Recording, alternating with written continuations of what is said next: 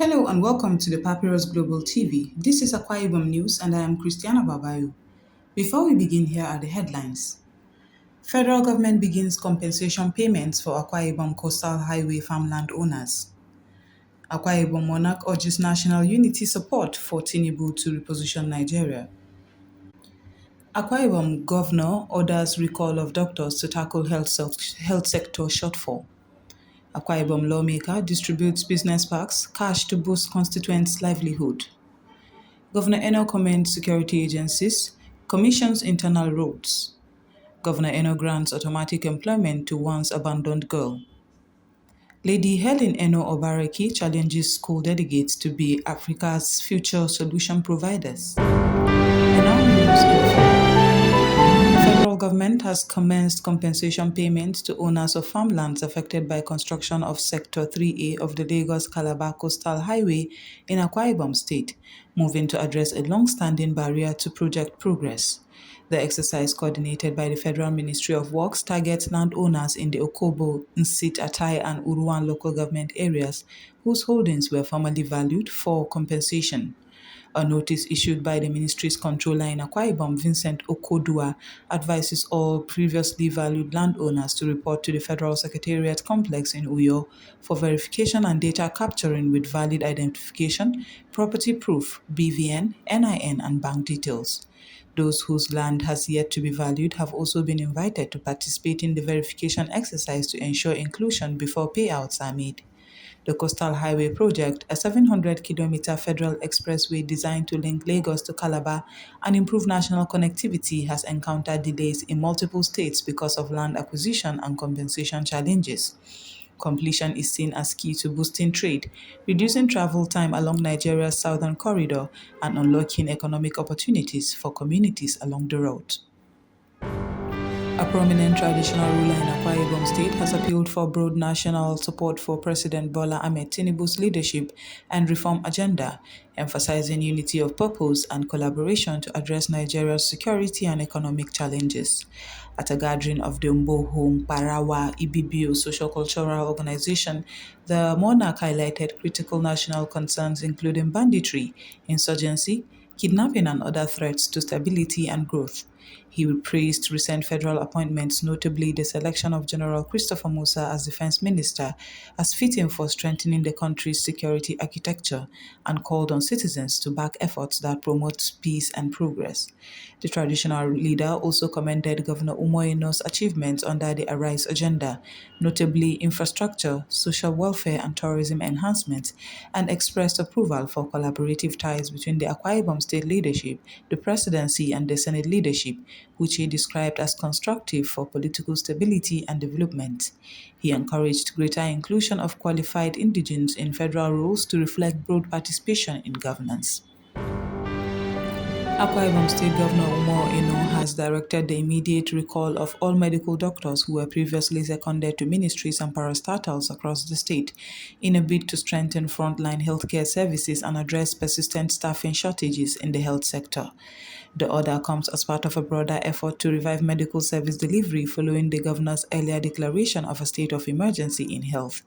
Speaking at the official opening of the state government pavilion at the Christmas village, Governor Eno criticized the practice of assigning trained doctors to administrative roles in non-medical ministries, saying it undermines their professional expertise and exacerbates gap in medical facilities and patient care across the state.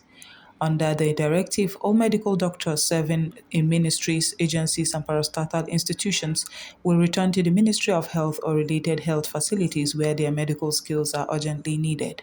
The governor's decision reflects ongoing concerns about workforce allocation amid national and global brain drain pressures on Nigeria's health workforce, which have seen many doctors migrate abroad or seek alternative employment.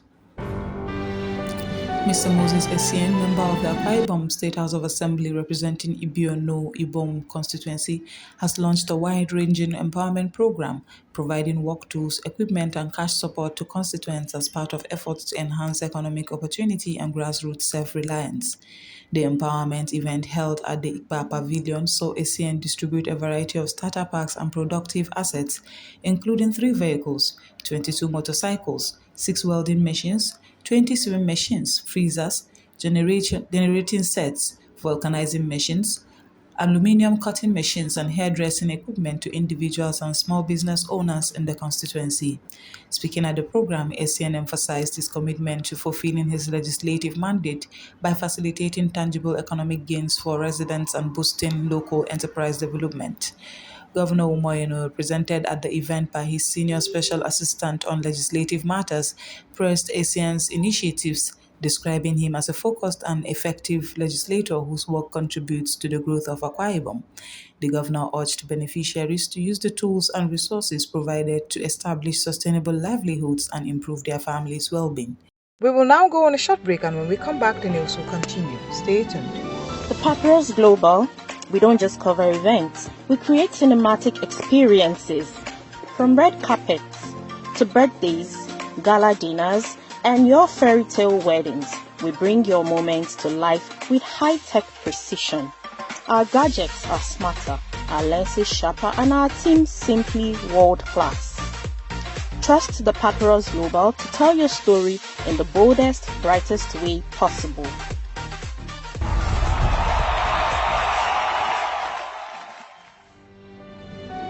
Welcome back, and now the news will continue.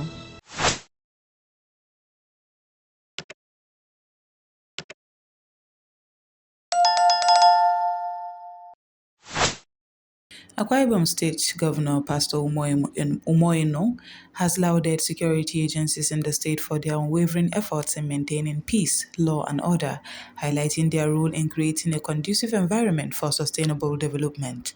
The commendation came during the commissioning of 1.4-kilometer internal roads at the State Police Command Headquarters in Ikot Apan, Abia, and at the 2025 Christmas tree lighting ceremony at the Department of State Services in Uyo. Governor Eno acknowledged the risk security personnel take in performing their duties and expressed appreciation for their collaboration with other agencies. The governor approved contracts for the lighting of police stations across the state to enhance operational efficiency.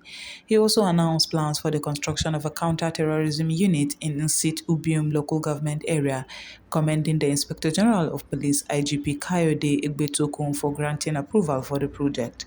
Governor Eno recognized officers for their outstanding service, including the officer in charge of the SWAT unit, Kokoeti Thompson Ebong, who was named Crime Buster of the Year at the 2024 Nigeria Police Force Awards.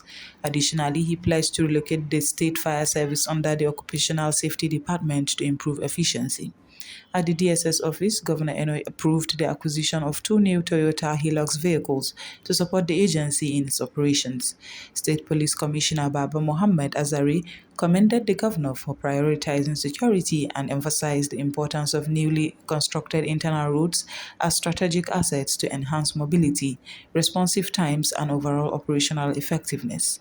The Commissioner for Works and Fire Service, Professor Eno Ibanga, revealed that the roads were constructed to high-quality standards and are expected to last at least 20 years before requiring rehabilitation.